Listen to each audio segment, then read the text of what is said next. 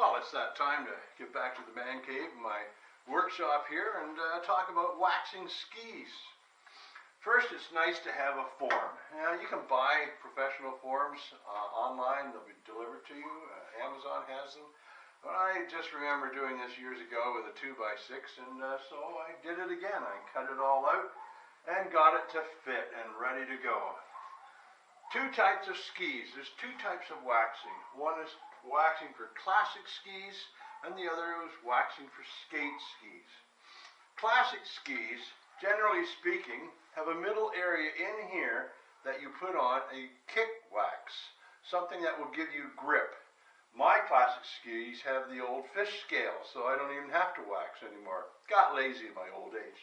But the tips need to be waxed for maximum glide. And you wax the tips the very same way you would wax a skate ski. So here we have a skate ski. Get it in the form. There, tighten it up. Now, you have different types of waxes, of course. I'm not going to go into the kick wax because what we're going to do here is wax the ski for maximum glide. I have two types of glide waxes depending upon the temperature. This is the one that I'm going to use today because the blue is what works best here in British Columbia because the temperatures are usually around that temperature. So, I happen to have a Salvation Army iron that I picked up for $5. If you'd like to spend more money and get yourself a professional iron, I highly recommend it. But I keep this on low temperature. And then I just drip, warm up the wax, drip down the line.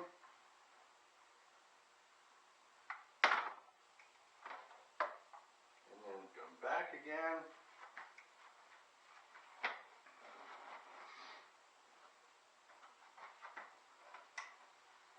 And there, now I have to melt that wax. So we move it slowly down. And melt it, get it good and flat. As you can see, quite a bit's left because I don't have a hot temperature on the iron. I don't want to damage the base melting the wax because then it's not going to work very well at all. So I make a couple of slow passes. Make sure the wax is well melted in to the core fiber of the ski. There. Now we've got the wax melted in and we just need to let it cool before we do anything else, okay?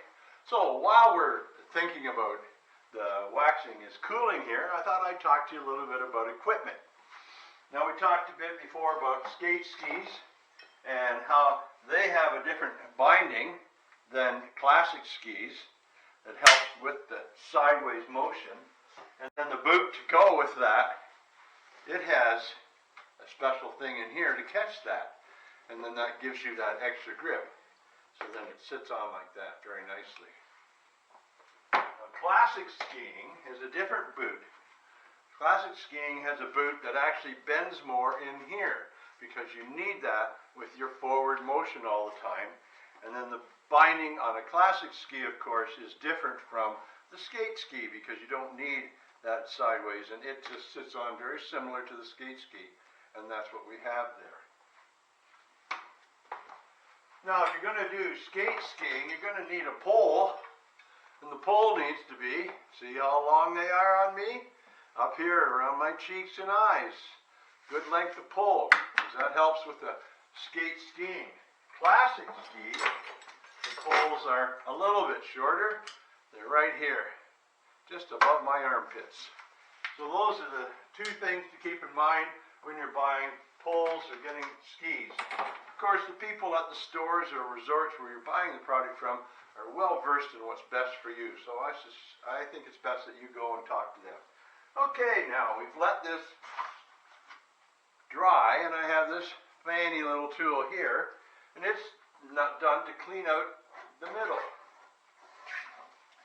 So you can see the wax is coming off now, and we're cleaning out the middle. There we go. Then I need to take this scraper and we will begin scraping the skis. I gotta get back in here. And you can see the wax is just peeling off really well. Okay?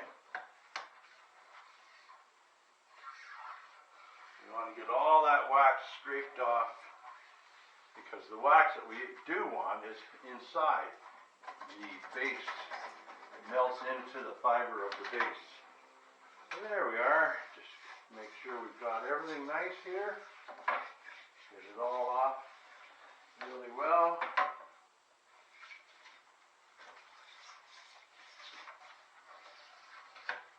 Good. And then I like to do the sides because sometimes you get a little bit of overflow with the wax and we don't want that on.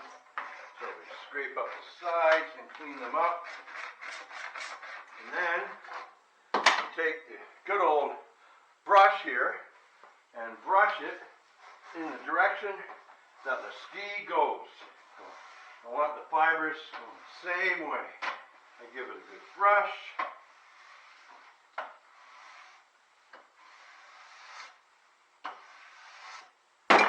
Give it a little wipe. And we are ready to go. Ready to ski on that. Feeling very good about it. And the last thing I wanted to talk to you about is clothing.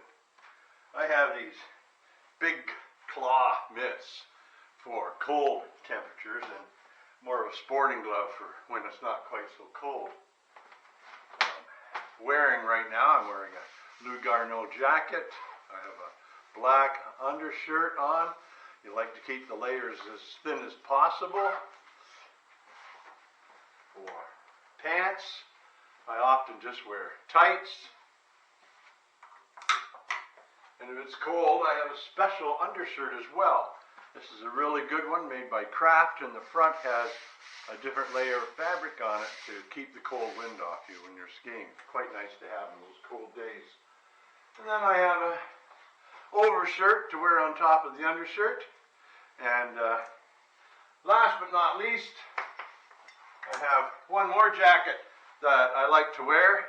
I like to wear this jacket because it's from my summer activity that I love, triathlons.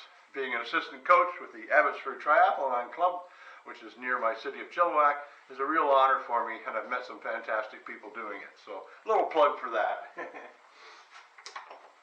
But that's it. We've waxed our skis. They're ready to go. You've seen some of the equipment you can have. Hats as well. We don't want to forget hats. Here's one here. And yeah, that's it for now. So let's get to nickel plate Penticton. That's video number 4 coming up.